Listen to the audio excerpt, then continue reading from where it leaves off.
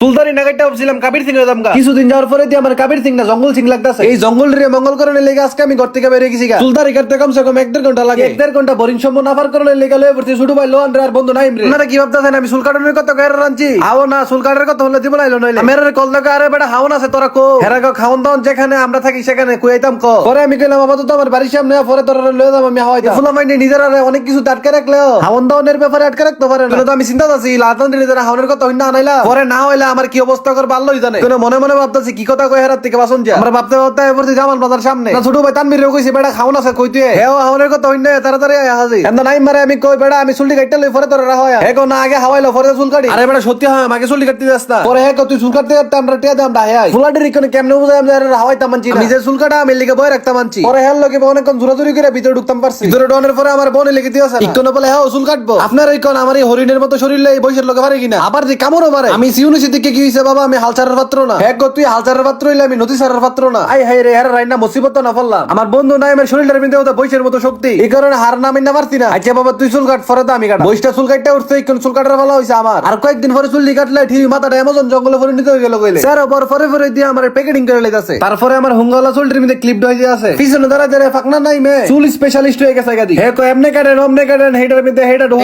এঙ্গুলোজা দাঁড়ি লাগা আমি উজাই আনমির আমার ফাকনা চুলটান দেখো ভাই তোমার চুল দি ফেকে গেছে গা বেটা আমার চুল ফেকে গেছে তোর বাপের কি তুই রান্দাস কি তো হে গো ভাই চুল ফেকে গেছে গা বেশি করবা গবে। আরে বেটা তোর এই বুড়িটা যদি আমার মা বাপে বুঝতো তাহলে আমার অকালে চুলটি ফাকতো না রে বন্ধু নাই মে কো বেটা এত কালো চুলের মধ্যে একটা সাদা চুল বা লাগতেছে না দে আমি হিলা দেই। আরে বেটা মাথা আমার চুল আমার তোররা তো চুল কানি করে আমার একজন কইছে একটা ফাকনা চুল ছিল নাকি হিডার গুড়াতে আর দুদিন না ফাকনা চুল উঠে এই কারণে আমার ফাকনা চুল আমি ছিড়ি না। আমি কো না না আমি ছিড়া দেই ওর ফাকনা চুল না ছিড়তে পারলে আমার রাইতে ঘুমাইতো না। দেখছেন কি করলাম আমরা আমার তোর তো যা কালা চুলটাকে আমি ছিড়া লাইছে তোর রাইন না আমি জীবনের ভুল করছি একা একা কেটে গেলাম গলে শান্তিতে কোনো পাইতারা ছিল না এন্না মাথার ভিতরে ক্লিপ মারতে মারতে আমার দেন না মুরগা বানাই লাইছে। পরে আমি চাইনা একটা ক্যারেডিক মারলাম চুংশা why do follow my page যাক অনেক কাহিনীর পরে আমার চুল কাটাটা শুরু হয়ে গেছে তবে মেশিনটা দিয়ে আমার সাইডের চুলটি রেখে মেদানি টুস টুস করে কেটে লেগেছে। আমি মনে মনে ভাবতেছি মেশিনটাতে আমার চুলটি কাটে কেমনে এটা ব্রুর করে আওয়াজ আর চুল কেটে থাকা মা কাহিনীটা কি মেশিনটা কাটানোর পরে চুলটি মিলানে লেগা কিছুটা টুস টুস করে কাটা শুরু করে দিছে। আমি বাড়িতে কইছি ভাই ফির চুলটি ভালো করে মিলাই দেন আমি কত সহজ সরল কিন্তু আমার চুলটি জানি 2 দিন পরে পরে বের হয়ে যায়। এটার কারণ কি আপনার কোন আন্দির উপরে যখন চুলটি কাটা শুরু করে দেয় এই সময় অনেক মায়া লাগে কারণ প্রত্যেকটা ফলামাইনদের চুল হইতে ইমোশন প্রায় সময় চুল কাটতে হইলে আমরা লোকে একটা ঘটনাটা হইছে আমরা সেলুন নেওয়ার পরে